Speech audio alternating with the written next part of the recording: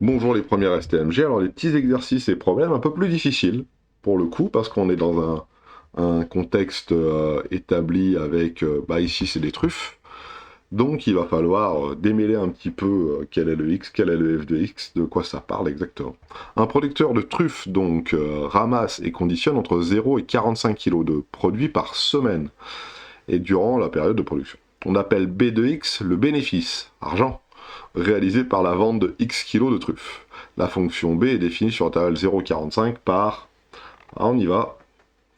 B de X est égal à X3 plus 60 X au carré moins 525X. Donc vous voyez que c'est pas évident. Hein. Donc on y va pour le 80... J'ai dit quoi 93. C'est ça, hein, je me suis pas trompé. C'est bien le 93. Donc mon bénéfice, lui, est modélisé par B de X. Alors c'est quoi X exactement? C'est le nombre de kilos de truffes. C'est-à-dire que si je vends 0 kg de truffes, je fais 0 de bénéfice. C'est-à-dire que si je remplace X par 0 à l'intérieur de B de X, ça devrait me faire 0, ce qui est le cas. Remplacer par 0, hein. Ça va faire 0, ça va faire 0, ça va faire 0. Hein. Donc voilà, mais si je mets 10 kg de truffes, j'ai juste à remplacer X par 10 et je saurai quel bénéfice je vais faire. Donc mon bénéfice à moi, c'est moins X3 plus 60 X2 moins 525x. Et là, la première question qu'il nous pose, c'est calcule, s'il te plaît, B de x. A, B, C, C, D. D'accord. Donc on y va. Petit a, je calcule B' de x. Donc B' de x est égal à, je dérive x3, 3x2, je dérive x2, ça fait 2x, je dérive x, ça fait 1. Et là, j'oublie pas. Il y a un petit moins devant, je mets le petit moins. Il y a 60 fois 2, il y a 60 devant le x2, je rajoute le 60 devant le 2x.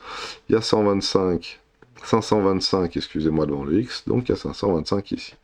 Donc ce qui me donne b' de x, qui est égal à moins 3x2, plus 120x, moins 525.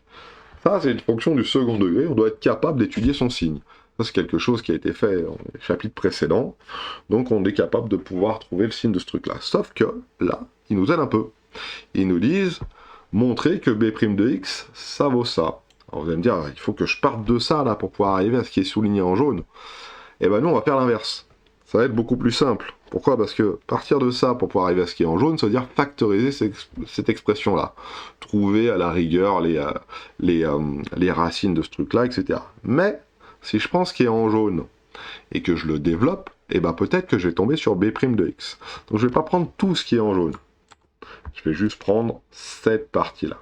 Et je vais le développer et je vais voir si au final je tombe sur B' de x. B' de x qui est ce truc-là ici. Okay. Donc regardons.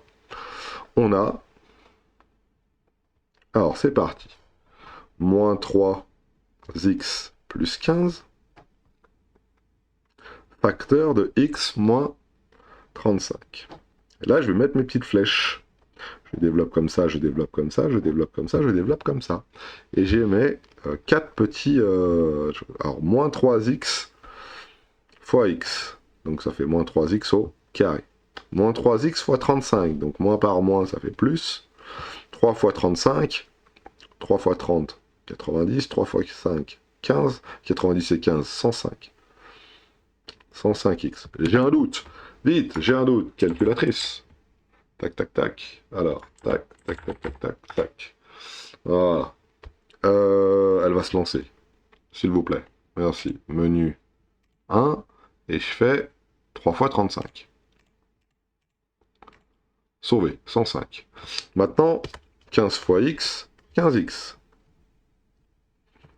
Et 15 fois 35, ah c'est plus dur ça. 15 fois moins 35, attention il y a un moins, hein, donc ça va faire un moins. 15 fois 35, 15 fois 35, ça fait exactement 525.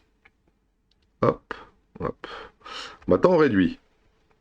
105 plus 15, ça fait 120. Donc ça fait moins 3x2 plus 120x moins 525. Mais oh, comme c'est beau, ça serait pas notre expression de B' de x?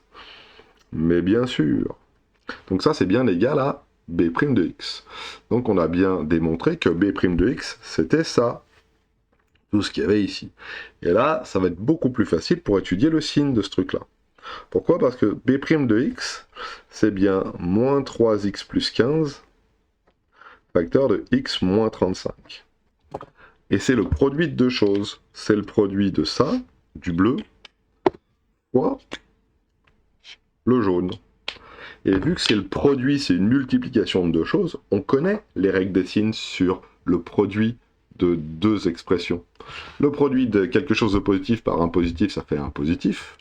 Plus fois plus, ça fait plus. Et plus fois moins, ça fait moins. Et on sait que moins fois moins, ça fait plus. Deux positifs, quand on les multiplie ensemble, ça fait un positif. Deux négatifs, quand on les multiplie ensemble, ça fait un positif. Et un plus fois un moins, ça fait un moins. Donc il suffit d'avoir le signe de ça et le signe de ça, et on aura le signe de l'ensemble. Alors comment on fait pour avoir le signe de moins 3x plus 15? Donc quand est-ce que moins 3x plus 15 est positif? Ben, il est positif quand moins 3x est supérieur à moins 15. J'enlève 15 à gauche, j'enlève 15 à droite. Voilà. Et c'est positif lorsque x est inférieur à moins 15 divisé par 3. Monsieur, comment ça se fait que vous changez le signe ici? Ben c'est facile, on divise par moins 3 à gauche, on divise par moins 3 à droite.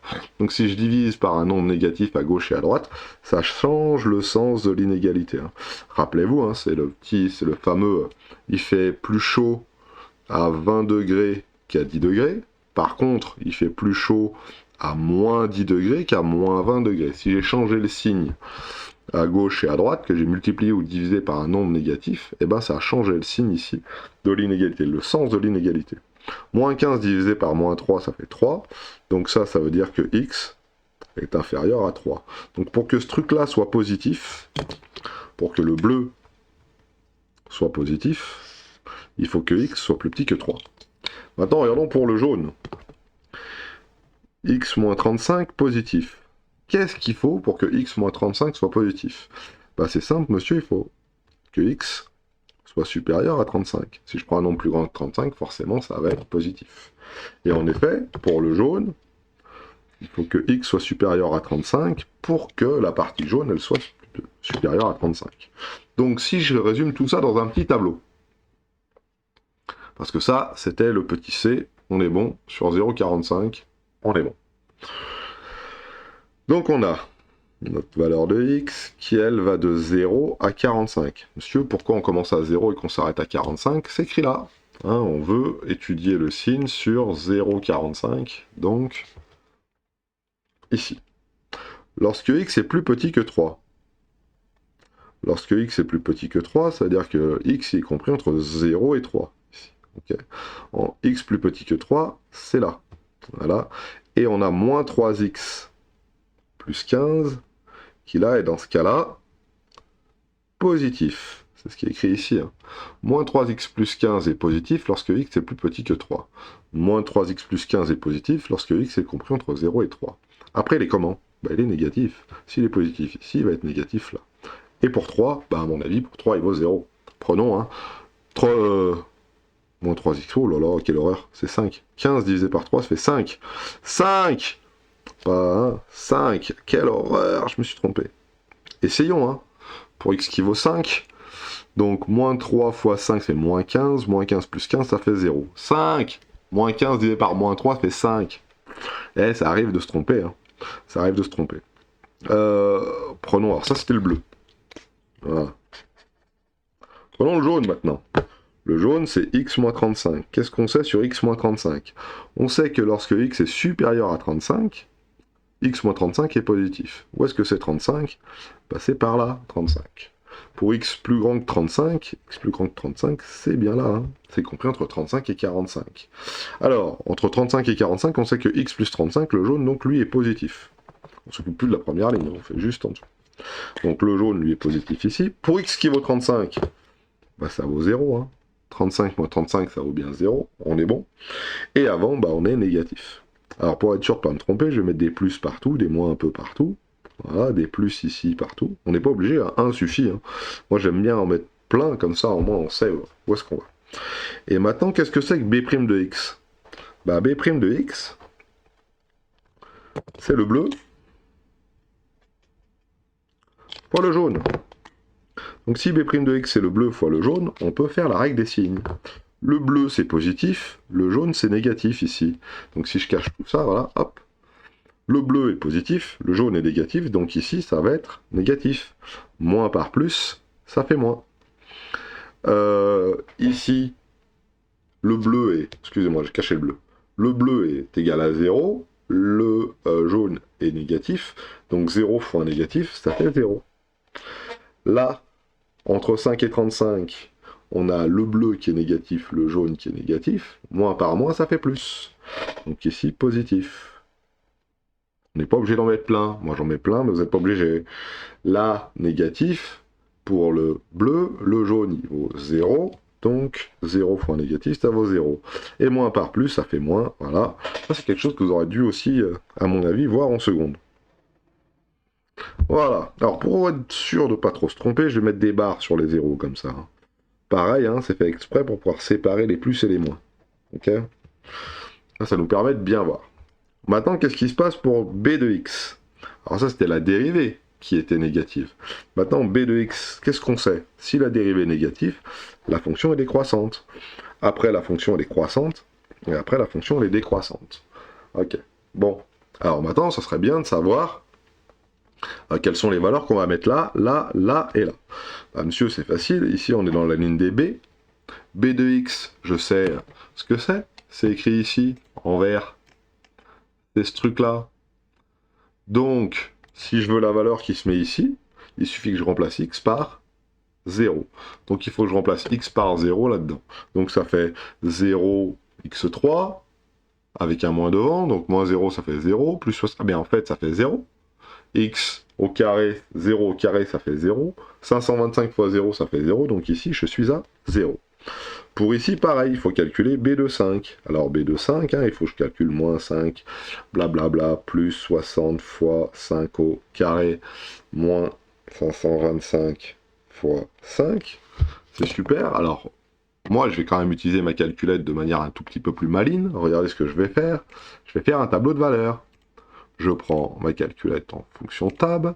Je vais lui rentrer moins x3 plus 60 x2 moins 525 x. Voilà. Et je vais faire un tableau qui va de 0 à 45. Allez, pars pas de 5 parce que de toute façon, moi c'est les valeurs de 5 qui m'intéressent. Allez, je fais ma table. En effet, pour 0, ça vaut 0. Pour 5, ça vaut moins 1250. Donc en fait, ils perdent l'argent à produire et à vendre 5 kg de truffes. Il n'y en a pas assez, ça lui coûte plus cher en coût de production que en reste du monde. Pour 35, il suffit que je descende, ça lui coûte plus cher en production qu'en revenu. Et attention, pour 35, par contre, ça lui rend 12 250 €. Donc ça coûte cher la truffe, 12 250 € pour 35, et c'est le maximum que l'on a. Alors pour quelle quantité de truffe le bénéfice du producteur est-il maximal? On vient de répondre, hein.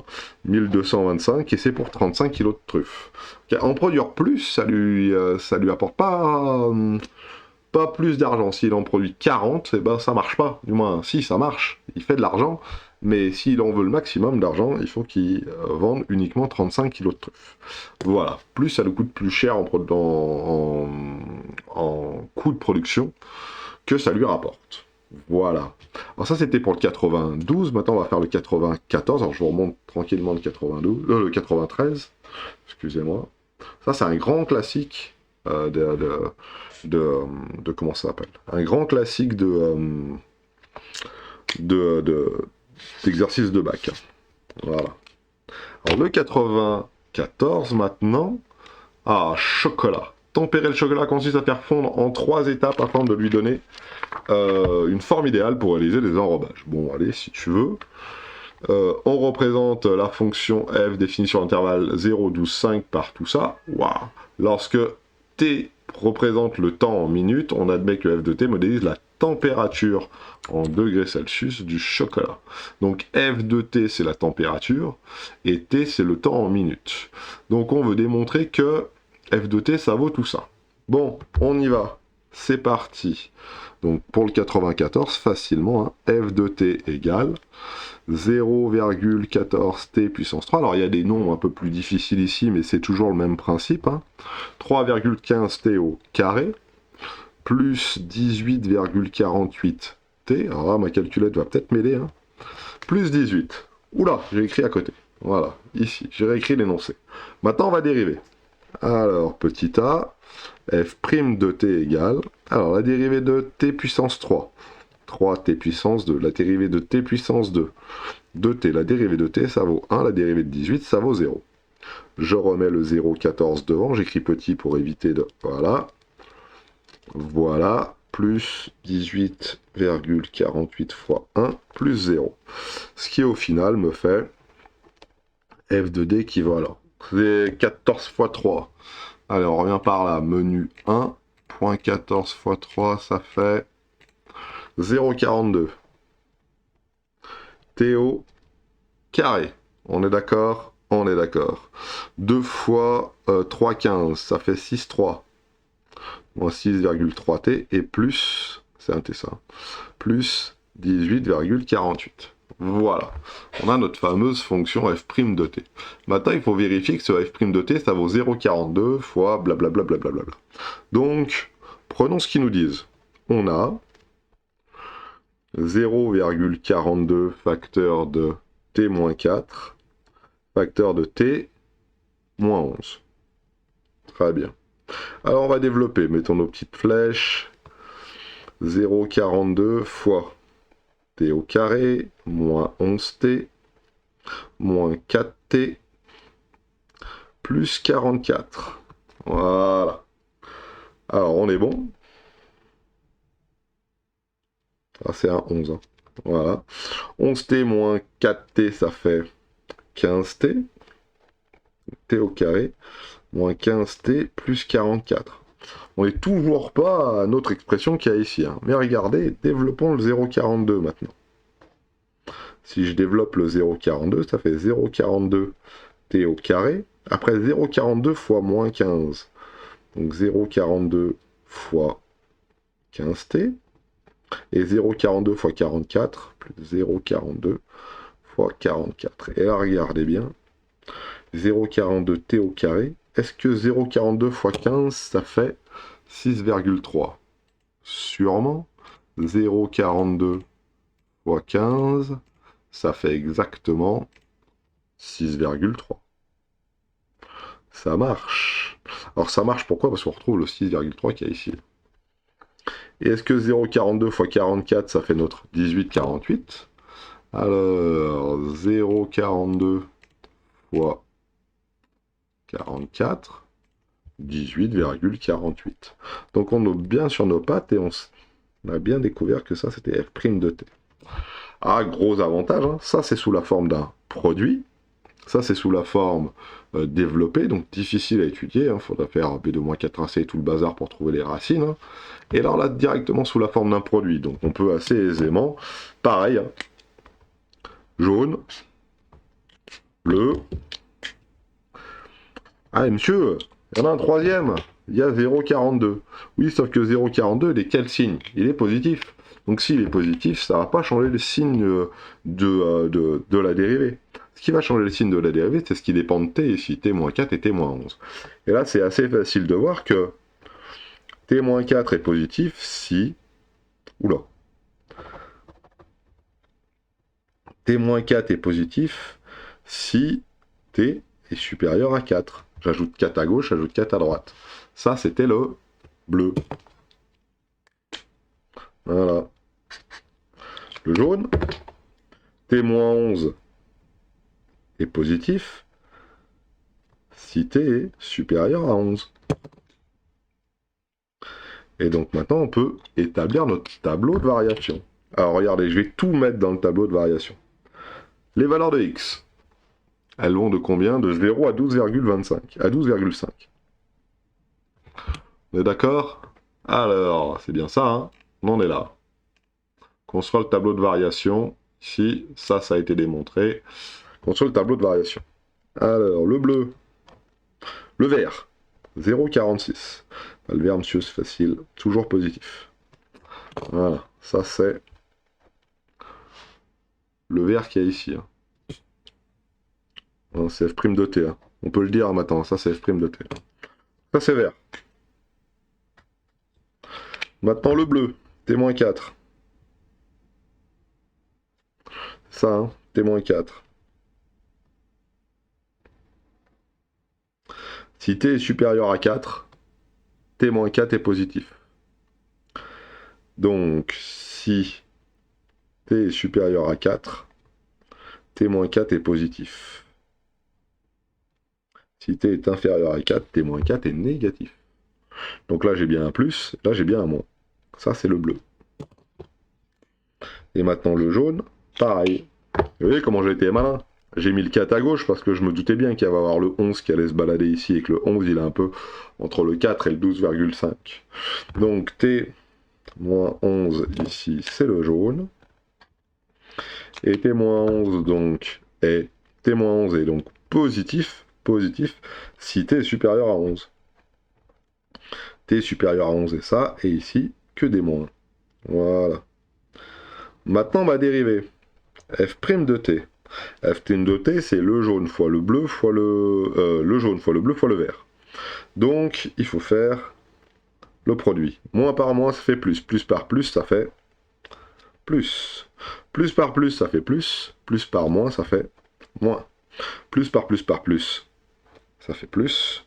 Voilà, chaque fois qu'il y a un 0, ça transforme en 0. Donc maintenant que j'ai ma dérivée, ma fonction, elle, je sais ce qu'elle fait. Elle est plutôt croissante, décroissante ou croissante. Et ça, c'est ma température. Donc la température de mon chocolat monte, puis redescend, puis remonte. Quelle est la température maximale atteinte lors du tempérage de chocolat? La température maxi, elle se trouve là. Alors comment je fais pour l'obtenir? C'est lorsque x vaut 4. Alors c'est pas x, à chaque fois c'était. Hein. J'ai mis x, mais à chaque fois c'était. Excusez-moi. Lorsque t vaut 4, on est au maximum. Alors il faudrait voir s'il y a 12,5, on n'est pas au-dessus. Alors pour ça, je vais faire un tableau de valeurs. Pareil, hein, je vais utiliser ma calculette. Et attention, c'est ma ligne des f de t. Donc si c'est ma ligne des f de t, il faut que je me méfie. C'est pas cette fonction-là qui m'intéresse. Non, c'est la première. C'est celle qu'il y a ici. J'ai pas d'autre couleur. Mais c'est celle-ci qu'il faut que je rentre à l'intérieur de mon tableau. Alors elle est énorme, je vous l'accorde. C'est pour ça que je vais mettre une petite pause et je vais aller dans mon tableau le faire. Donc je vais dans mon menu. Je clique sur menu ici, table, je valide, je rentre ma petite formule au-dessus là, voilà, elle est toute écrite, hein, croyez-moi sur parole, plum plum plum plum, 0,14x3 plus 15x2, moins 3,15x2 plus 18x plus 18, je valide, je vais dans ma touche 7 qui est ici là, juste là, et donc j'appuie sur F5, je règle le départ et l'arrivée, le pas 0,5, et on fait une petite table. Donc pour 0, je suis à 18. Donc ici, pour 0, je suis à 18 degrés. C'est normal, ma température est à 18 degrés au départ. Je suis dans mon atelier, tout va bien. J'augmente, ma température augmente jusqu'à T égale 4. À T égale 4, je suis à 50,48 degrés. 50,48 degrés. La température a bien augmenté. Et après, est-ce que ça rediminue? Oui, regardez, 4, 5, 13. Et ça diminue jusqu'à 11 normalement. Et 11, je suis à la température la plus basse, qui est de 26 degrés, 47. Voilà. Alors, pas la plus basse, alors j'ai dit 18 degrés, moi. Je dis 18, mais j'écris pas. Voilà, tac. Donc, de 18 degrés, on monte à 50 degrés. Après, on descend à 26, 47.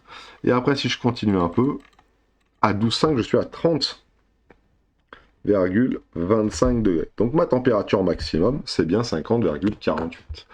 Est-ce qu'il y a d'autres questions? Non. Donc quelle est la température maximale atteinte ici, là? Eh ben c'est 50,48 degrés, la température max. Je ne fais pas de petite phrase réponse, vous avez bien compris ce qu'il en était. On fait le petit dernier, qui est le 96, en espérant qu'il n'est pas trop long. Il a l'air, en tout cas, très long. Alors, on donne ci-dessus une courbe représentative d'une fonction f définie et dérivable sur 0,12. Et on a une droite t qui est tangente à la courbe au point d'abscisse a égale 10. Bon, à la rigueur. Donnez le nombre dérivé f' de 10. Bon, ça on sait faire, monsieur. C'est facile, c'est le coefficient de la tangente. Donc f' de 10, c'est le coefficient directeur de t. Et ici, dans notre cas, alors on y va, on descend. Voilà, t est ici. Il passe par ce point-là et par ce point-là. Donc on sait que c'est delta de y sur delta de x. Est-ce que c'est nécessaire de faire le petit calcul? Oh, vraiment? Allez, on essaye, on fait. Passe par le point qui est ici, là. Passe par le point qui est ici. Ce point-là, on va à la rigueur l'appeler B. J'espère qu'il ne sera pas utilisé ailleurs. Et on va prendre ses coordonnées. Donc le point A, il a comme coordonnées... alors... 1, 2, 3, 4, 5, 6, 7, 8, 9, 10. 10.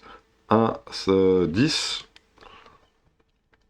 Voilà. Alors attention, on ne se passe tromper hein, pour les énoncés au-dessus, là. 50. 50, 100, 150. 150, 200, 250, 300. J'ai l'air d'être à 300, hein, 50, 100, 150, 200, 250, 300. Donc A, il a comme coordonnées 100, 300. Et le point B maintenant. C'était peut-être bien en fait de faire ça. 1, 2, 3, 4, 5, 6, 7, 8, 9, 10, 11, 12. Ici on est à 12. 1200. 12 et 100. Donc delta de Y. Y de B moins Y de A sur X de B moins X de A. Et ce qui nous donne donc Y de B, moi j'ai 100. Y de A, j'ai 300. X de B, j'ai 12. X de A, j'ai 10. Voilà. Donc ça nous fait moins 200 sur 2, ce qui nous fait au final moins 100. Donc, f' de 10, je dirais que ça vaut moins 100. Alors, comment on peut le voir? De manière rapide avec des petits traits. Regardez, on va prendre une petite flèche. J'avance de 1 et je descends de 2. Sauf que, attention, les deux carreaux qui sont là, un carreau, ça vaut 50. Donc, forcément, ici, j'ai bien avancé de 1, mais ici, je suis descendu de 100. 2 carreaux de descente. Donc, forcément, ça, c'est pas moins 2 sur 1, c'est moins 100 sur 1. Et moins 100 sur 1, ça fait moins 100. Voilà. On est bon pour f' de 10. Alors ça, c'était la première question. Deuxième question, donner l'équation réduite de t. Ah, pareil, hein. Petit rappel de cours. f', t, il a comme équation y qui vaut ax plus b. Voilà. Sauf que le a, on l'a déjà établi. Le a, il vaut moins 100. Donc, y égale moins 100x plus b. Et a appartient à t. Donc, ces coordonnées, les coordonnées de a, vérifient l'équation. J'aime bien le faire comme ça, moi. Ça m'évite d'apprendre le cours, entre guillemets. Alors, si les coordonnées A vérifient l'équation, qu'est-ce qu'on a? On a YA qui vaut moins 100 fois XA plus B. YA, combien on a dit que c'était? YA, on a dit que c'était 300. C'est égal à moins 100 fois XA. XA, c'était combien? C'était 10.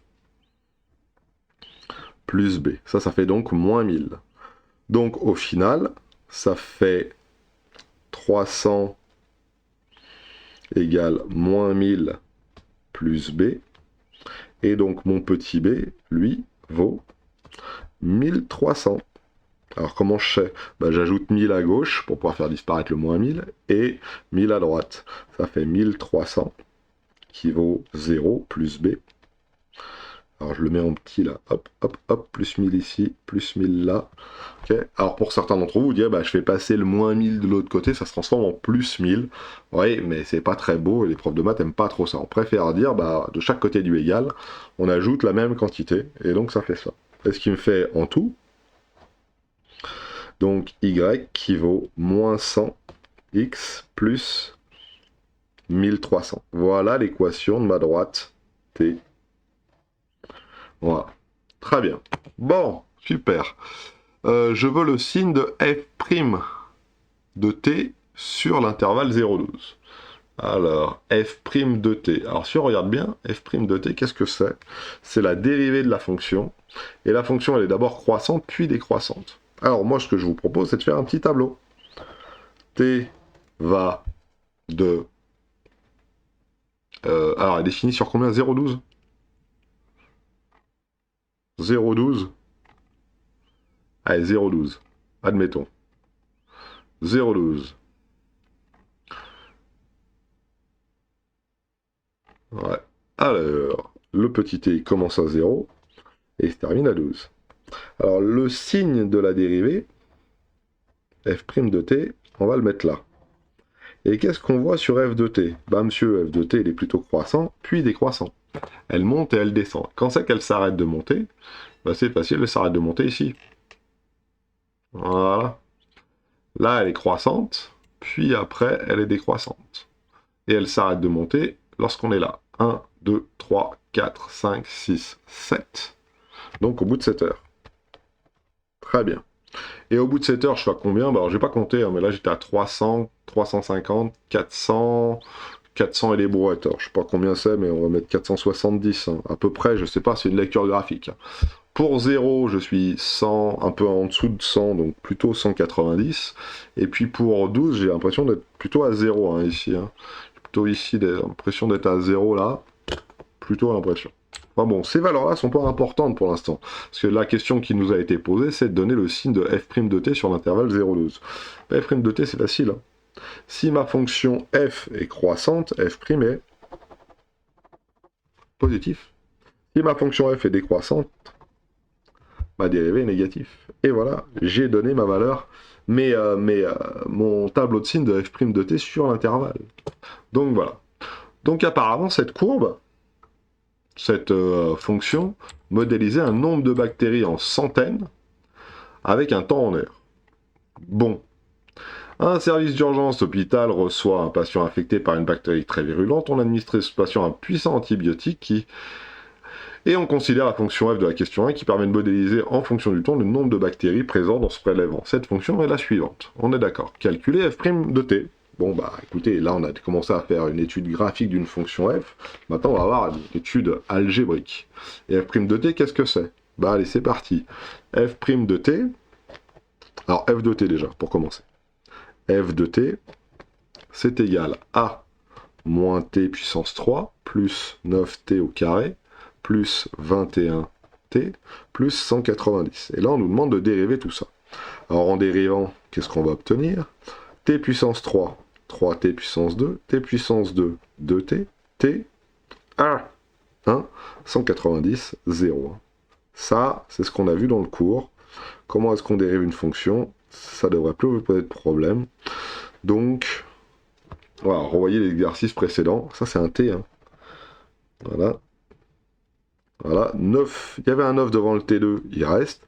Il y avait un 21 devant le T, donc il reste. 21 fois 1, bah, ça fait 21, je mets directement 21.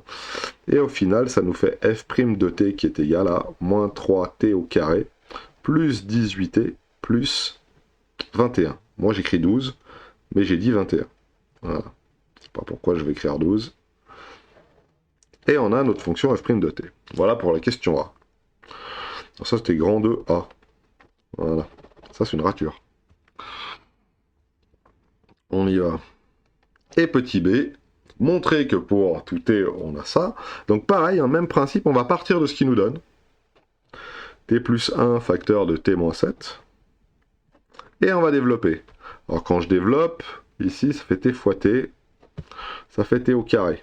T fois 7, ça fait 7t. Une fois t, ça fait une fois t. Et 1 fois 7, ça fait 7. Avec les signes, bien sûr, messieurs, on n'oublie pas. On réduit t au carré moins 6t, moins 7t plus 1t, ça fait moins 6, et moins 7 derrière. Ça aussi, c'est un t. Et on développe le 3 maintenant. Ça fait moins 3t au carré, moins 6 fois 3, donc 18. Et 3 fois 7, 21. Ah, attention, moins par moins, ça fait plus. Plus 21. Et oh, c'est f' de t. Donc f' de t, c'est cette forme-là qui est développée, qu'on a découvert juste au-dessus en dérivant. Et on se rend compte que c'est aussi cette forme-là. Donc on peut conclure f' de t, c'est égal à moins 3 facteur de t plus 1 facteur de t moins 7. Et là, pareil, on va avoir du vert pour celui-là, c'est un produit, du jaune pour celui-là, alors j'avais commencé par le bleu, mais c'est pas grave, maintenant c'est le jaune, et ici, un petit bleu pour celui-là. Il faut étudier le signe de ces trois trucs. Alors le premier, c'est facile, monsieur, c'est moins 3. Alors déjà, ça c'est la question C. Hein. Étudier le signe, c'est ici. Hein. Bien d'accord, paf, paf, paf, paf, étudier le signe, c'est ça. Et on déduit le tableau de variation de la fonction, et il faut trouver le maximum. Voilà. Alors c'est parti. Moins 3 est négatif, donc là, il n'y a pas besoin d'étudier quoi que ce soit. Le petit jaune, t plus 1, pourquoi j'écris dans la marge? T plus 1 positif, ça veut dire t supérieur à moins 1. Et t moins 7 positif, ça veut dire t supérieur à plus 7. On est d'accord? Ok, on est bon. Alors c'est parti. Mon petit t, lui, il est compris entre 0 et 12. Ok. Moins 3. Pas moins 3 en vert. Est négatif tout le temps. Ça dépend pas de t, c'est négatif. Maintenant, t plus 1 en jaune. Bah, t plus 1 est toujours positif en fait. Il est positif quand t est supérieur à moins 1. Sauf que t il commence à 0. Donc forcément, t plus 1 est toujours positif. Et maintenant, t moins 7, le bleu. Bah, t moins 7, lui, il devient positif lorsque t est supérieur à plus 7. Donc lorsque t est supérieur à plus 7, il devient positif. Donc ici, paf, 0, 0, 0, 0, et là, moins, moins, moins, moins. Essayons, hein. Prenons un t qui est compris entre 0 et 7, par exemple 3. 3 moins 7, ça vaut moins 4, c'est pas positif, c'est négatif. Donc si je prends un t qui vaut 3, ici je suis bien négatif. Très bien. Donc maintenant, il faut que je fasse le produit de tout ça. Donc f' de t. Hein, f' de t, c'est bien ça. Hein, c'est bien le produit du vert fois le jaune fois le bleu. Voilà. Ça nous donne moins par plus, ça fait plus. Plus par moins, ça fait moins. Donc ma fonction, elle a plutôt tendance à croître, à décroître. Et ça, c'est f de t. Donc comment est-ce que je fais pour avoir ce qu'il y a ici, et ce qu'il y a là, et ce qu'il y a là? Ben, il faut que je calcule f de 0 pour ici. Donc f de 0, c'est... Je reprends la grosse formule qui tue, c'est-à-dire celle-ci, hein, parce que f, c'est bien tout ça. Et quand je regarde f de 0, ça fait 0 puissance 3, plus 0 carré, plus 0, plus... Ça fait 190. Voilà. Donc ça fait moins 0 puissance 3, plus 9 fois 0 carré, plus 21 fois 0, plus 190. Voilà, au final, il me reste plus que celui-là. Hein, attention, hein. Hop. Et puis pour celui-là, il faut que je fasse f de 7. Moins 7 puissance 3, plus 9 fois 7 au carré, plus 21 fois 7. Alors je vais surtout pas le faire de tête parce que sinon j'ai une chance sur une de me tromper. Et là, pour 12. Alors là, bien sûr, menu, table, et on y va. Paf, paf, paf. On s'embête pas. Et on y va, et on rentre la petite formule qu'il y a ici. Donc, les t, on les remplace par des x, bien sûr. Moins x au puissance 3, hein, ma calculette ne prend que les x. Plus 9 fois x au carré, plus 21 fois x, plus 190. Et je veux mon tableau compris entre 0 et 12, par pas de 1, comme ça on aura tout ce qu'il nous faut. Et on y va. Alors pour 0, je suis à 190. C'est bon. Pour 7 maintenant. Ah, 7, 435. Ah, vous voyez déjà qu'il y a une petite... avec ce que j'ai écrit à côté, à mon avis, je me suis trompé à côté. Et pour 12, je suis à 10. Voilà. En regardant ce que j'ai trouvé avant. Là, la seule chose où je me suis trompé, c'est le 470 ici. À mon avis, je me suis trompé dans la lecture. 300, 350, 400. Ah oui, je suis pas à 400, je suis pas à 500 ici, je suis à 450 ici. Donc ici, je suis bien en dessous de 450. Donc ici, à mon avis, tweet, 435, c'est bien mieux. Donc, il y a une petite erreur de lecture graphique. C'est pas bien grave. Et ici, j'avais dit 0. Et vous voyez que c'était pas 0, c'était plutôt, pour 12, c'était plutôt 10. Voilà. Donc ici, je sais que ça fait 435, et je sais que f de 12, ça fait 10. Et on a établi la variation. Alors, combien il y a de bactéries au maximum? 435. Attention, c'est 435 centièmes. Donc au maximum, il y a 435 centaines. Hein. Regardez bien l'unité ici, hein. C'est en centaines. Donc 435 centaines, c'est comme si on pouvait rajouter 2 zéros. Hein. Donc au maximum, il y a 43 500 bactéries lorsque T égale 7 heures. C'est en heures, hein, je crois. Ouais, en heures. Et après, l'antibiotique fait son effet et ça se casse la figure. Voilà, donc il me semble qu'il doit me rester une petite question ou deux. La vitesse de croissance du nombre de bactéries à l'instant t est donnée par f' de t. Déterminer la vitesse de croissance du nombre de bactéries à t égale 10. Donc pour la dernière question, il suffit de calculer f' de 10. Et f' de 10, bah, c'est facile, monsieur. Il suffit de remplacer x par 10 là-dedans ou x par 10 là-dedans. Alors moi, j'ai préféré le faire là-dedans. Pourquoi? Parce que regardez bien, c'est beaucoup plus facile. Moins 3 fois 10 plus 1, ce qui fait 11, fois 10 moins 7, ce qui fait 3. Et donc là, c'est plus facile à faire. Moins 3 fois 11 fois 3, ce qui fait moins 99. Alors pourquoi on obtient une valeur de moins 99? Bah pour la bonne et simple raison que c'est négatif, vu que la vitesse, elle décroît. Du moins, vu que le nombre de bactéries décroît. Donc sa vitesse est plutôt négative. Voilà. Vitesse de croissance, donc moins 99 quoi? Bah, moins 99 centaines de bactéries par heure. Voilà, ça c'est la vitesse de décroissance. Ouais, la vitesse de croissance ou la vitesse de décroissance, c'est la même chose. Donc voilà, la même chose.